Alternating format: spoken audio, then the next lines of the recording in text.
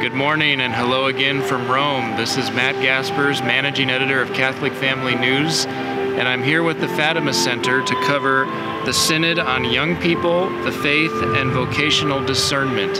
We are currently on day 6 of our time here in the Eternal City.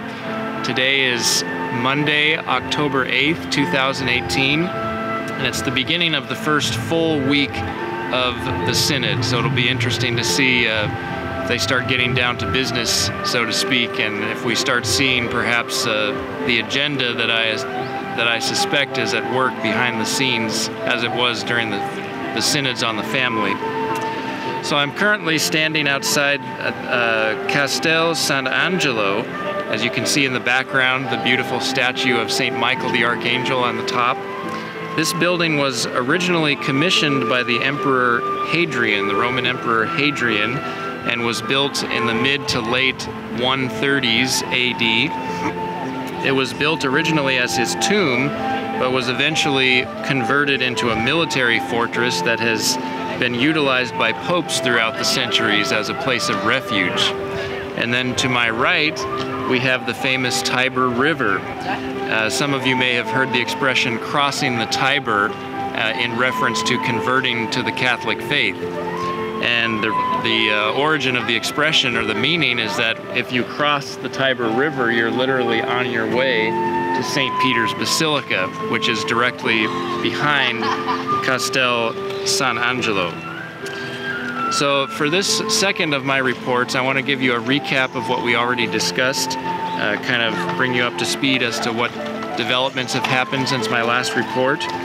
So as you may recall, at the end of my first report, I was preparing to attend an event that was on Saturday evening. The event was the meeting of young people with Pope Francis and the Synod Fathers, which took place in Paul VI Hall. And I would say a good estimate as far as the number of Synod Fathers who attended, maybe 75 to 100 or so, including Pope Francis himself. I'd say the best way to describe that event was probably like a mixture of World Youth Day, very festive, and also a TV variety show. There was lots of the children and the young people there did dancing, music, testimonies. It was a very energetic, emotional, comedic event. The MC was quite a character. In my written report of all of this, I will provide some links so that you can see video footage of the actual event itself. And I'd say one highlight that really stuck out to me during the event, which I'm very glad they included, was testimony from a young Iraqi Catholic refugee, a young man who literally had to flee from his home with his family at the drop of a hat in 2014 when ISIS, or as they call them in Iraq, Daesh, invaded and basically and he said this to the crowd, gave them 3 options. You either convert to Islam, pay a special tax called the jizya for non-Muslims, or you die. And I think it's very important for us, especially in the Western world, to hear that testimony that persecution is real. And contrary to what we're led to believe by many, including the Pope, unfortunately, Islam is not a religion of peace. And he testified to that.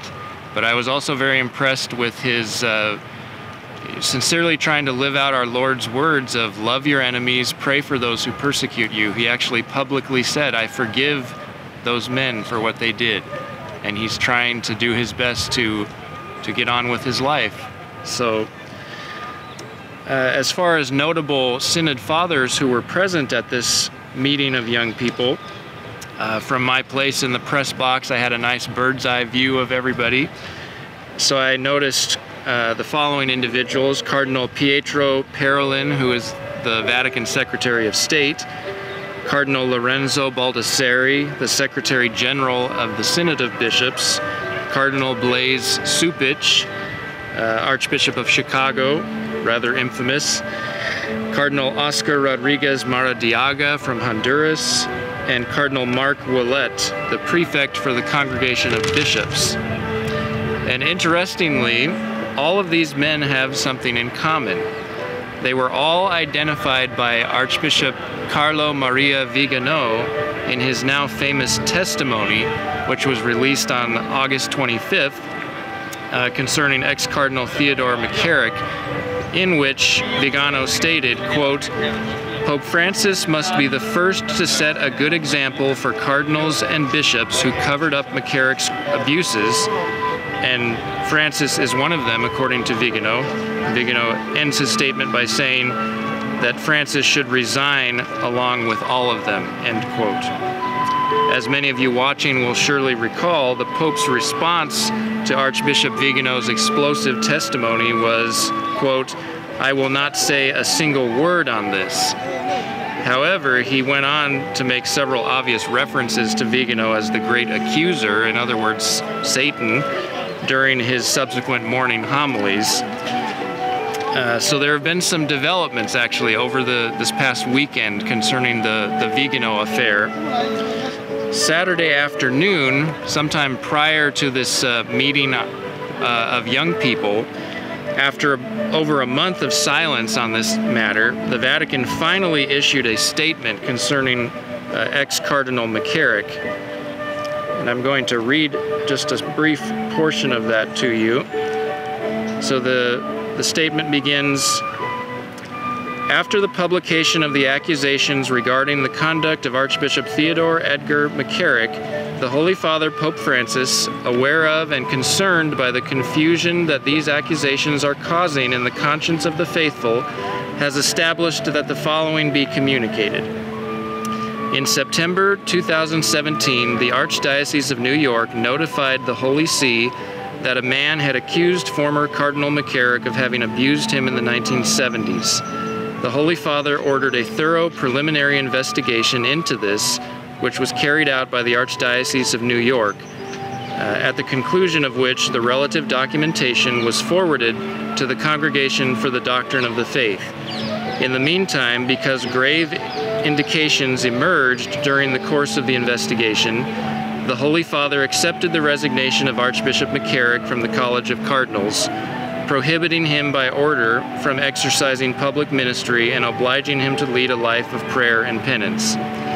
The Holy See, in due course, will make known the conclusions of the matter regarding Archbishop McCarrick.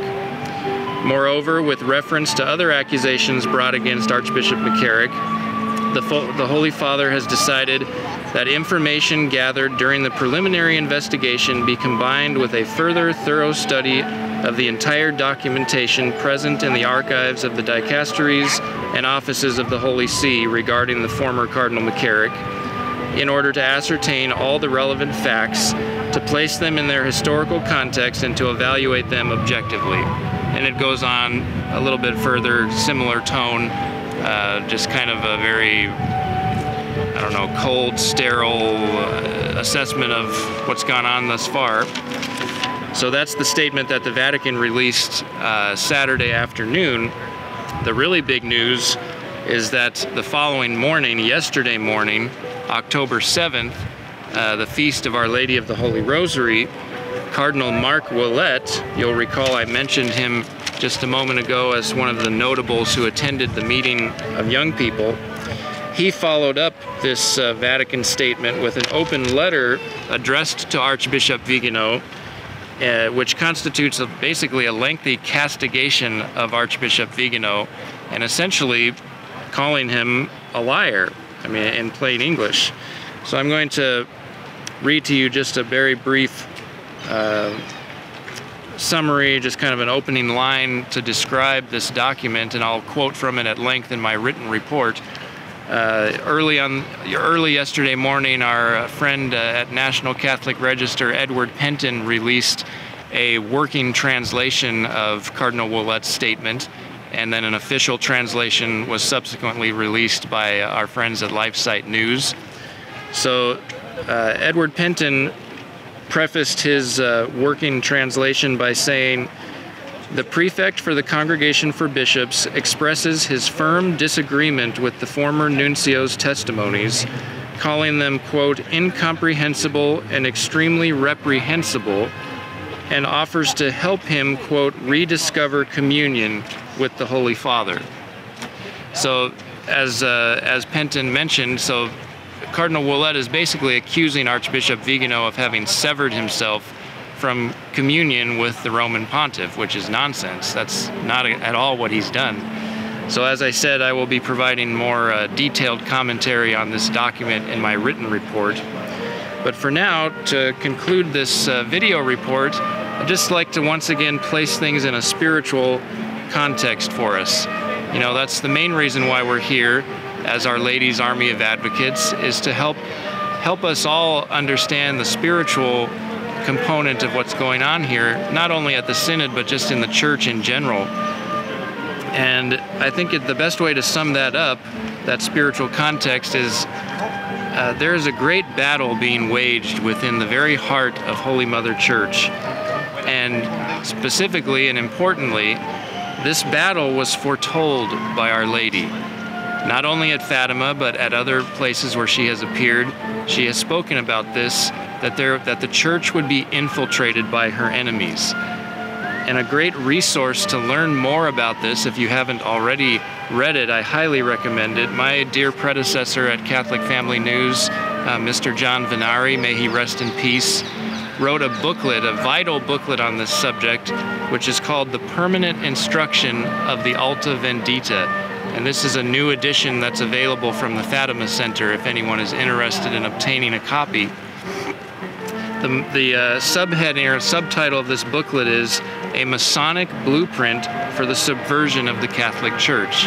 And that's ultimately what we're witnessing in these days in the Church. We're witnessing the final stages, it seems, of this infiltration and subversion, which is demonic. You know, Our Lady of Fatima and the portion of the secret that we have not yet been previewed to, no doubt makes very concrete references to these things. In the words of Father Joaquim Alonso, the official the official Fatima archivist for years, talked about, you know, based on his assessment, he's convinced that it's made concrete references to the grave failures of the upper hierarchy. Similarly, at Akita in Japan in 1973, Our Lady appeared there, and it's been confirmed by then Cardinal Ratzinger that Akita is a repetition or an extension of Fatima. Our Lady talked about, you know, the devil will infiltrate even to the heights of the Church and the hierarchy, such that you will see cardinal opposing cardinal and bishop opposing bishop. This is exactly what we're seeing nearly on a daily basis in the Church. So a big part of why we are here is not only to report on what's going on, but also to offer public prayer and reparation to help bring the crisis in the Church to an end and to make reparation for the horrible offenses. Yesterday, on the Feast of the Holy Rosary, we had a beautiful rosary procession, which we were able to go a little ways into St. Peter's Square, and it was such an honor to be there to offer that public prayer and reparation. It was a very peaceful, very dignified event, and you could tell that the people who watched us during the procession really appreciated what we were doing. They took time to stop. Some of them, you know, took some footage of what we were doing, pictures, made the sign of the cross. I remember one of the soldiers on the street, when he saw us carrying the statue of Our Lady of Fatima, he actually stood at attention and saluted Our Lady and made the sign of the cross. So, as we continue our time here in Rome, we need to all remember that it's only Our Lady who can help us, as she herself told the three little shepherds at Fatima. Only Our Lady can help us. So may it please God to bring about the triumph of her Immaculate Heart in the very near future. From all of us here in Rome, we wish you well. Please continue to follow our updates on fatima.org and also catholicfamilynews.org. From all of us here, we wish you well and God bless you. Thanks.